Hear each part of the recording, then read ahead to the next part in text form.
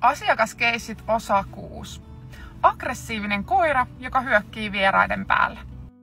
Eli tässä oli kysymys sellaisesta koirasta, joka ei yhtään siedä vieraita, on niinku tosi jännittynyt ja jopa puree. Ja tällä koiralla oli kuonokoppa päässä, kun mä menin ensimmäiselle kotikäynnille, eli oli omistajat totuttaneet koppaa, mikä on tosi hyvä juttu.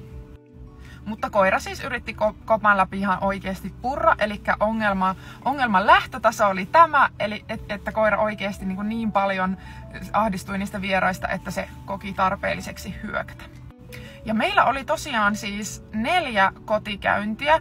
3 näistä käytiin vähän tätä aihetta, mutta muilla käytiin siis myös sitten arjen hallintaa ja sitten toista haastetta myös. Eli vähän niin kuin tällaista kokonaisuuksien hallintaa saatiin aikaiseksi niillä 4 kerralla, mutta perehdyttiin ehkä just eniten tähän haasteeseen. Ja 4. kerralla, kun mä menin sinne kotikäynnille, niin se koira pystyi käyskentelemään ihan siellä rennosti samalla, kun mä puhuin sen omistajan kanssa. Eli minkäänlaista hyökkäystä ei tullut, se koira oli suht rento. Kävi välillä haistelemassa omaehtoisesti, en millään painostanut sitä, enkä luonut minkäänlaista painetta siihen koiraan.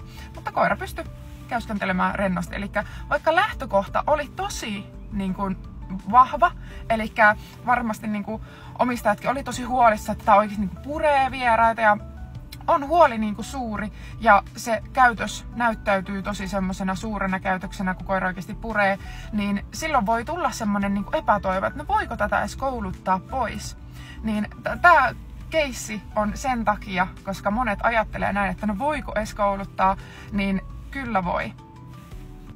Ja tuossakin kuitenkin oli se 4 kotikäyntiä välissä ja oli olisiko ollut pari kuukautta siinä välissä, ensimmäisen ja viimeisen kerran välissä. Eli ei vienyt kauhean kauaa edes. Toki se on aina koirakohtaista, mitä kukainenkin tarvii, mutta silloin kun on ne oikeat työkalut, niin silloin siinä pääsee etenemään. Ja joskus yllättävän nopeastikin.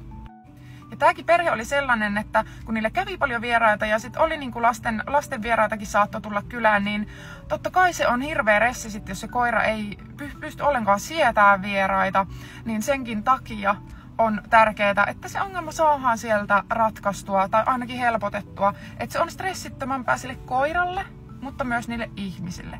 Eli totta kai siinä menee koirankin hyvinvointi edellä, että ne ongelmat ratkaistaan. Että se koira pystyy olemaan suht rennosti vieraidenkin läsnä ollessa. Että sen ei tarvitse koko ajan olla hälytystilassa ja reagoida, koska se on ihan hirveä stressi koirallekin. Niin tässä on hyvä esimerkki siitä, että koiran kehitys oli näkyvää ja saatiin se ongelmat tosi paljon helpotettua ihan vaan sillä, että käytiin kädestä pitäen niitä koulutusmetodeja ja koulutussuunnitelmaa läpi ja asiakkaat totta kai toteutti niitä pieteetillä. Ja jos susta tuntuu, että tarvit ammattilaisen apua tällaisiin keisseihin tai johonkin muuhun, niin laita mulle DM tai mailia, voidaan ottaa joko etäneuvonta tai sitten kotikäynti.